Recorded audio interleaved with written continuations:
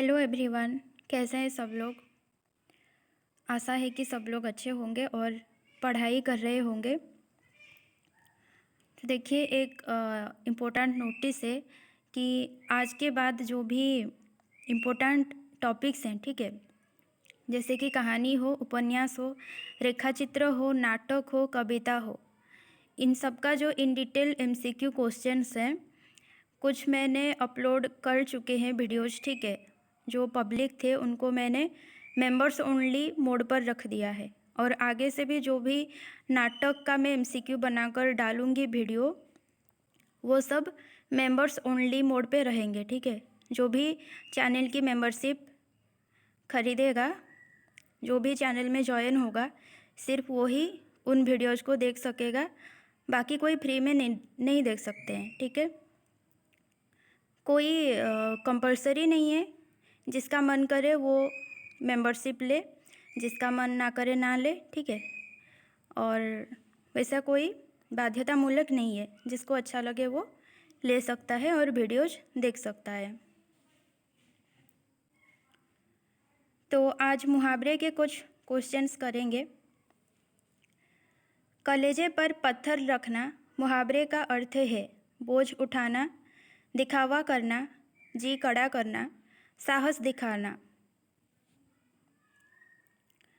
मैं हर एक मुहावरे के लिए एक एक वाक्य बोलूँगी, ठीक है। उस वाक्य के हिसाब से आप लोग अंदाज़ा लगाइएगा कि अर्थ क्या हो सकता है। तो कलेजे पर पत्थर रखना। ठाकुर रणबीर सिंह ने कलेजे पर पत्थर रखकर अपने शहीद बेटे का अंतिम संस्कार किया, ठीक है। अगर किसी का बेटा शहीद हो गया है, उसका अंतिम संस्कार करने के लिए उसके पिता जा रहे हैं, ठीक है, तो सोचो उन पर कितना दुख बीत रहा होगा, है कि नहीं। तो वो कलेजे पर पत्थर रखकर अपने शहीद बेटे का अंतिम संस्कार किया। तो यानी कि उसका अर्थ यहाँ पर क्या निकल रहा है कि जी कड़ा करना, ठीक है।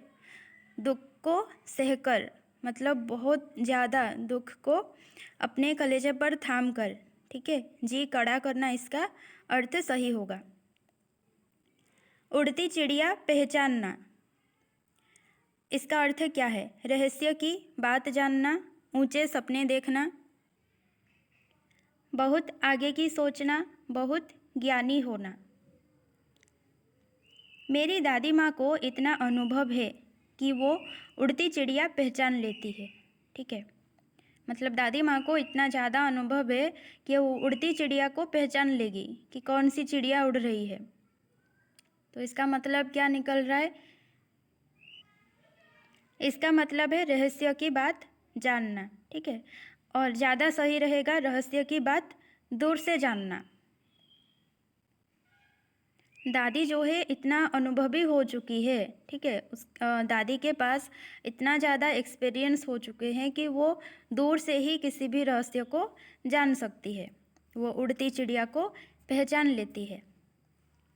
रंगा सियार होना मुहावरे का अर्थ है पागल होना, भौरा जाना, विद्वान होना, पूर्व होना। अमर तो रंगा सियार है, उस पर विश्वास मत करना, बहुत पछताओगे। तो क्या बोला गया है। अमर तो रंगा सियार है, उस पर विश्वास मत करना, यानी कि वो ठग देगा, ठीक है, आपके साथ विश्वासघात करेगा, वो अपने बात से मुकर जाएगा, इसे कहते हैं रंगा सियार। और यहाँ पर सी ऑप्शन उसका सही अर्थ होगा भंवरा जाना, ठीक है। वो आपको ठग देगा, आपके साथ विश्वासघात कर सकेगा, वो रंगा सियार है, ठीक है।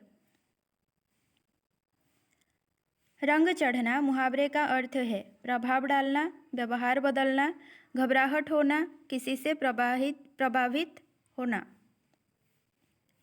देखते ही देखते पूरे निर्वाचन क्षेत्र में मोदी जी का रंग चढ़ गया, यानी सब लोग मोदी जी से प्रभावित होने लगे, ठीक है। तो क्या होगा इसका अर्थ, किसी से प्रभावित होना। आरती उतारना मुहावरे का अर्थ है नए वस्त्र पहनाना, पूजना करना, आदर करना, धूप दीप करना। अपने मतलब के लिए लोग दूसरों की आरती उतारते रहते हैं, यानी क्या करते हैं, अपने मतलब के लिए लोग दूसरों की आदर करते हैं, ठीक है।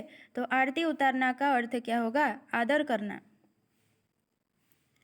अपना उल्लू सीधा करना, इसका अर्थ क्या है? उल्लू की धुनाई करना, अपना स्वार्थ सिद्ध करना, उल्लू को सीधे खड़ा करना, अपने उल्लू को डांटना। आजकल व्यक्ति बहुत चालाक होता जा रहा है, हर जगह अपना उल्लू सीधा करने की ही फिराक में रहता है, ठीक है। हर जगह अपना उल्लू सीधा करने की फितरत में रहता है भी कह सकते हैं। तो अपना उल्लू सीधा करना यानी अपना स्वार्थ सिद्ध करना। आजकल व्यक्ति क्या करता है? हर जगह अपना स्वार्थ सिद्ध करना ही चाहता है। घी के दिए जलाना, पूजा पाठ करना, रोशनी करना, धनवान होना, खुशियाँ मनाना। परीक्षा में पास होते ही विद्यार्थियों के घर घी के दिए जल रहे थे। अब जो टीजीटी, पीसीएम, सीबीजेड में जो लोग पास हुए हैं, ठीक है, जिनका नाम लिस्ट में आ चुका है, उनके घर अब घी के दिए जल रहे होंगे। इसका मतलब क्या है? वो लोग खुशियाँ मना रहे होंगे। घी के दिए जलाना यानी खुशियाँ मनाना। पानी पानी होना, इसका अर्थ क्या है? चारों ओर जल भराव होना, बहुत शर्मिंदा होना, पतला होना, प्रसन्नचित होना। सच्चाई खुल जाने के बाद अधिकारी के सामने पहुंचते ही किशन पानी पानी हो गया। तो किशन की सच्चाई खुल गई, ठीक है, अधिकारी के सामने सच का पता चल गया, इसीलिए किशन अधिकारी के सामने क्या हुआ? पानी पानी हो गया, वो शर्मिंदा हो गया, ठीक है। पानी पानी होना यानी बहुत शर्मिंदा होना। दांत खट्टे करना का अर्थ क्या है? पराजित करना, नींबू खाना, नए दांत लगाना, दांतों का टूटना। भारतीयों ने स्वतंत्रता संग्राम में अंग्रेजों के दांत खट्टे कर दिए। भारतीयों ने स्वतंत्रता संग्राम में क्या किए? अंग्रेजों को हरा दिए, ठीक है, पराजित कर दिए। तो इस हिसाब से दांत खट्टे करना, इसका अर्थ क्या होगा? पराजित करना। आग में घी डालना, घी डालकर आग जलाना, घी से आग बुझाना, क्रोध को और बढ़ावा देना, हवन यज्ञ करना। आग में घी डालने वाले लोगों से हमेशा दूर रहना चाहिए, ठीक है। आग में घी डालने वाले लोगों से हमेशा दूर रहना चाहिए। क्यों? वो लोग क्या करते हैं? वो लोग क्रोध को और बढ़ावा देते हैं। अगर दो लोग झगड़ा कर रहे हैं, ठीक है, तो तीसरा आता है क्या करने के लिए? आग में घी डालने के लिए, जो झगड़ा है उसको बढ़ाने के लिए। इसीलिए उस तरह के लोग से, ठीक है, उस तरह के व्यक्ति से हमेशा दूर रहना चाहिए। आग में घी डालना यानी क्या है? क्रोध को और बढ़ावा देना। चिकना घड़ा होना, मुहावरे का अर्थ क्या है? चिकना होना, निर्लज होना, चापलूसी करना, समृद्ध होना। तुम ऐसा चिकना घड़ा हो, तुम्हारे ऊपर कहने सुनने का कोई असर नहीं पड़ता, ठीक है। जिसे आप कुछ भी कह दो, कुछ भी सुना दो, कुछ भी कर दो, उस पर कोई असर नहीं पड़ता, उसको कुछ भी नहीं लगता है, उसे कहते हैं चिकना घड़ा, ठीक है, यानी निर्लज कहते हैं उसको, वो होता है चिकना घड़ा। निम्नलिखित में से कौन सा मुहावरा नहीं है? कमर टूटना, आस्तीन का सांप उल्लू बनाना, दूर के ढोल सुहावने। इनमें से ए, बी और सी ये मुहावरे हैं, और डी दूर के ढोल सुहावने ये मुहावरा नहीं है, ये लोकोक्ति है। दांत काटी रोटी होना, मुहावरे का अर्थ है पक्की दोस्ती होना, अत्यधिक महत्वपूर्ण होना, अपना अधिकार होना, प्रिय वस्तु होना। सीता तो मीता की दांत काटी रोटी है, ठीक है, यानी सीता और मीता में पक्की दोस्ती है। तो दांत काटी रोटी होना मुहावरे का अर्थ क्या है? पक्की दोस्ती होना। द्रौपदी का चीर होना मुहावरे का अर्थ है तुच्छ होना, दृढ़ संकल्प लेना, अत्यधिक विस्तृत होना, बढ़ा चढ़ाकर कहना। सुशीला से क्या बात करें, उसकी बातें तो द्रौपदी का चीर हो जाती है, यानी बहुत, अगर सुशीला के साथ आप बातें करने के लिए जाएं तो वो इतनी बातें करती है, इतनी बातें करती है कि बातें ख़त्म ही नहीं होती है, ठीक है, मतलब वो बहुत बातें करती है, उसके जो बातों की ना कोई अंत ही नहीं है, तो उसे क्या कहेंगे? अत्यधिक विस्तृत होना, ठीक है। द्रौपदी का चीर होना, इसका अर्थ क्या है? अत्यधिक विस्तृत होना। जिस तरह से द्रौपदी के चीर का कोई अंत नहीं था, ठीक है, उसी तरह अत्यधिक विस्तृत होना इसका अर्थ हो जाएगा। अंडे का शहजादा मुहावरे का अर्थ है बुद्धिमान, अनुभवहीन, बचपन से अमीर, छोटी जागीर का मालिक।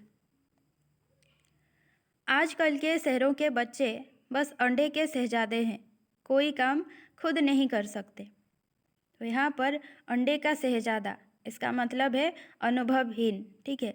शहरों के बच्चे क्या है, अनुभवहीन है, वो कोई भी काम खुद नहीं कर सकते। टोपी उछालना मुहावरे का अर्थ है बिना टोपी के सिर, सिर से टोपी उतारना, सिर पर टोपी उछालकर लगाना, किसी का अपमान करना। रमेश ने घर से भागकर शादी करके अपने माँ बाप की टोपी उछाल दी है। अब घर से भागकर रमेश ने शादी की है तो वो अपने माँ बाप की अपमान किया है, ठीक है। तो टोपी उछालना यानी किसी का अपमान करना। कंगाली में आटा गीला का अर्थ है दिल घबराना, अभाव की स्थिति में और हानि होना, नष्ट भ्रष्ट कर देना, वस्तु कम ग्राहक अधिक। पहले वो बैठ नहीं पाता था और अब वो चल भी नहीं पाता, मानो कंगाली में आटा गीला हो गया। मतलब एक एक्सीडेंट हुआ है तो एक बच्चा है वो बैठ नहीं पाता था, ठीक है, लेकिन अब क्या हुआ, वो बैठ भी नहीं पा रहा है और चल भी नहीं पा रहा है। तो इसे क्या कहा गया है, कंगाली में आटा, यानी एक तो हानि हो ही गई थी कि बैठ नहीं पा रहा था, अब और एक हानि हो गई कि वो चल भी नहीं पाता है, ठीक है। तो इसे क्या कहेंगे, अभाव की स्थिति में और हानि होना। एक पंथ दो काज का सही अर्थ है सोच विचार करना, दो पद एक साथ ग्रहण करना, एक साथ दो लाभ, अनेक कार्य करना। फूफा जी प्रयाग जाकर एक रिश्तेदार के विवाह में सम्मिलित भी हुए, ठीक है, ये उन्होंने एक काम किए, और संगम में स्नान भी कराए, ठीक है, ये उनका दूसरा काम, ठीक है। प्रयाग जाकर उन्होंने दो काम किया। किसके लिए गए थे, एक विवाह के लिए, लेकिन वो विवाह देखे भी, उसके साथ साथ क्या किया, संगम में स्नान भी किए।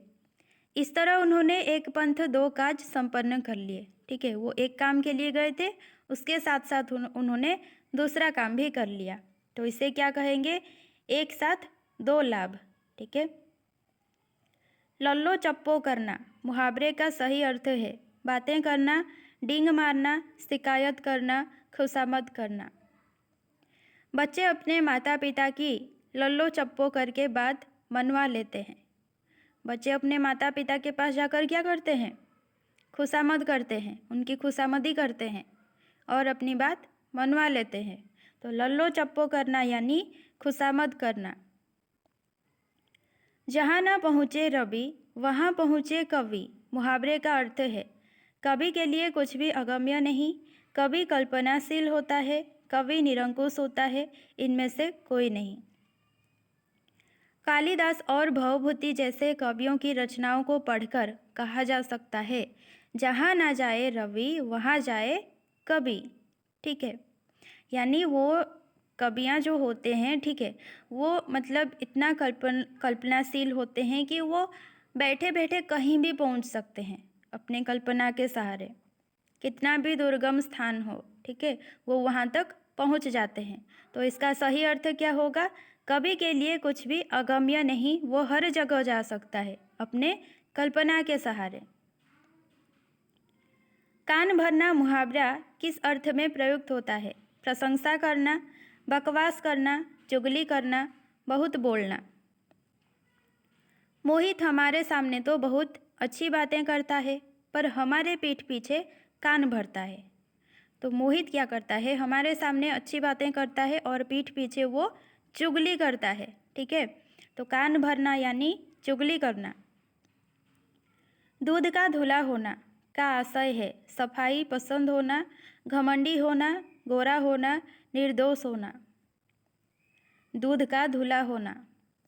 भ्रष्टाचार करते हुए भी राजू सरकार पर ऐसे आरोप लगाता है जैसे खुद दूध का धुला है। यानी कि राजू जो है वो खुद भी दूध का धुला नहीं है, ठीक है, वो खुद भी निर्दोष नहीं है, लेकिन वो सरकार पर ऐसे आरोप लगाता है जैसे खुद दूध का धुला है। ठीक है। दूध का धुला होना यानी निर्दोष होना। एक और एक 11 मुहावरे का अर्थ है मेल में शक्ति होना, शक्ति प्रदर्शन, मेल जोल बढ़ाना, इनमें से कोई नहीं। जब तक रमेश और सुरेश में दोस्ती रही कोई उन्हें गांव में झुका नहीं सका। क्यों? आखिर एक और एक 11 जो होते हैं, यानी कि रमेश और सुरेश का मेल, ठीक है, वो इतना मतलब शक्तिशाली है कि वो दोनों अगर एक साथ हैं तो उन्हें कोई झुका नहीं सकता। तो एक और एक 11 इसका अर्थ क्या हुआ? मेल में शक्ति होना। कागज काले करना मुहावरे का अर्थ क्या है? व्यर्थ ही लिखना, कागज पर काला करना, सादे कागज पर लिखना, इनमें से कोई नहीं। अगर मैं बीएड कॉलेज की बात करूँ ना, किसी और यूनिवर्सिटी के तो पता नहीं, जहाँ मैं कर रही थी वहाँ पर पता है क्या करते हैं बच्चे? कागज़ को काले करते हैं, ठीक है। तो आप लोग समझ ही रहे होंगे कागज़ को काला करना उसका मतलब क्या है। अध्यापक ने बालक को कविता लिखने को कहा तो वो कागज़ काला करने लगा। वो क्या करने लगा? कुछ भी लिखने लगा, ठीक है। वो कविता के जगह अपने मन में जो आया वो लिखने लगा। कागज़ काले करना इसका अर्थ क्या है? व्यर्थ ही लिखना, ठीक है। जिसका कोई अर्थ ना हो उसे भी लिख डालना, ये होता है कागज़ काले करना। नीम का पत्थर होना इसका अर्थ क्या है? ईंट का नींव, मुख्य सहायक होना, पत्थर की नींव, मजबूत मकान होना। अगर हम कहें कि स्वाधीनता के लिए, ठीक है, भारत की स्वाधीनता के लिए महात्मा गांधी नीम के पत्थर थे तो कोई अनुचित वाक्य नहीं होगा, है कि नहीं? वो स्वतंत्रता के लिए, भारत की स्वतंत्रता के लिए मुख्य सहायक थे। नीम का पत्थर होना यानी मुख्य सहायक होना।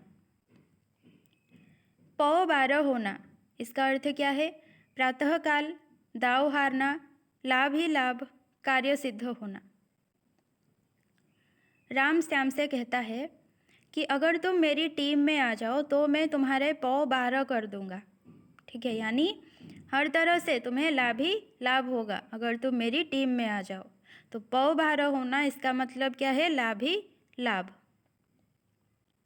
शैतान की आंत अत्यंत धूर्त व्यक्ति, अत्यंत नगण्य वस्तु, अत्यंत लाभदायक वस्तु, बहुत लंबी वस्तु।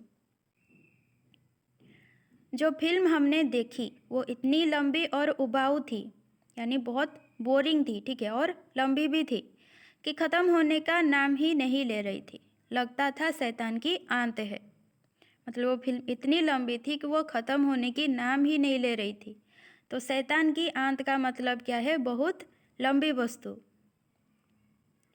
आधा तीतर आधा बटेर, रंग बिरंगा होना, बेमेल तथा बेढंगा, छोटा बड़ा होना, सामंजस्यपूर्ण।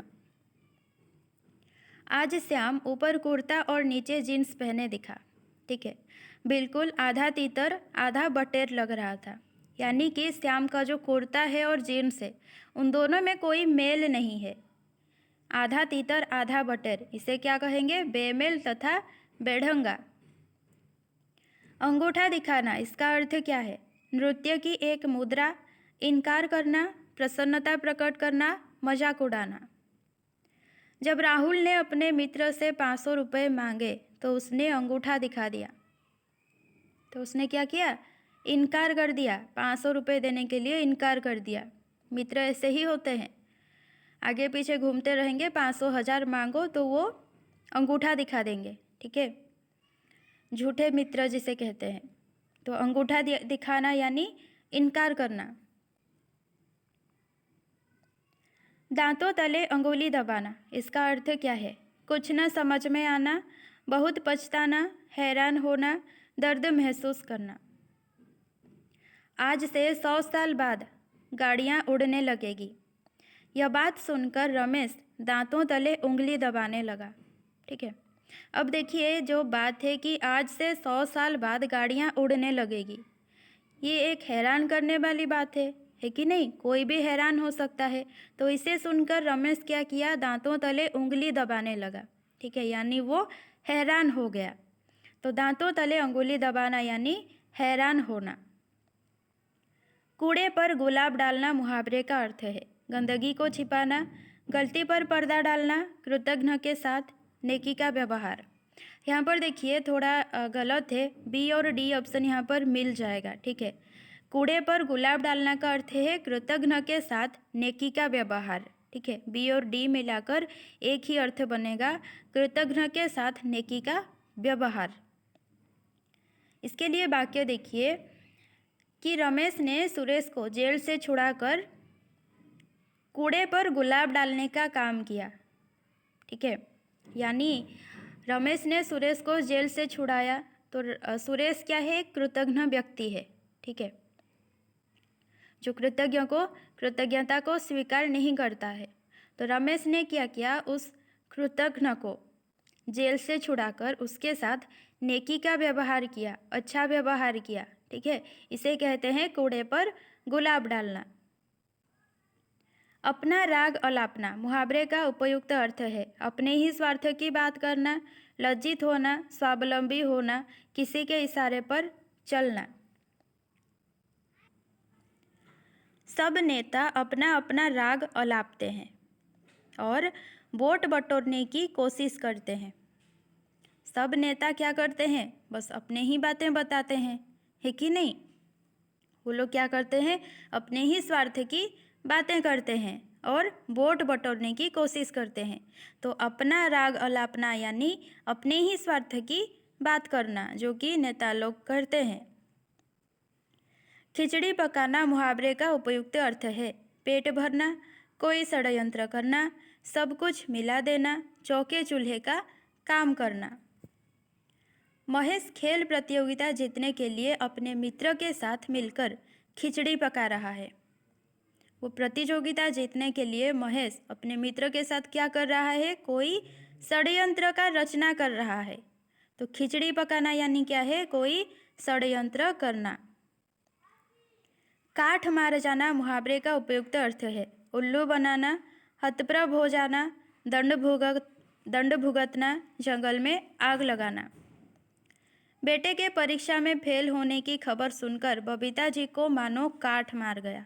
अब अगर किसी का भी बच्चा परीक्षा में फेल हुआ है तो उसके माता पिता को कैसा लगेगा, वो लोग एकदम स्तब्ध हो जाएंगे, ठीक है, एकदम हैरान हो जाएंगे, उनके पास बोलने के लिए कुछ भी नहीं होगा, ठीक है। तो उसे कहते हैं हतप्रभ हो जाना। तो काठ मार जाना का अर्थ क्या है, हतप्रभ हो जाना।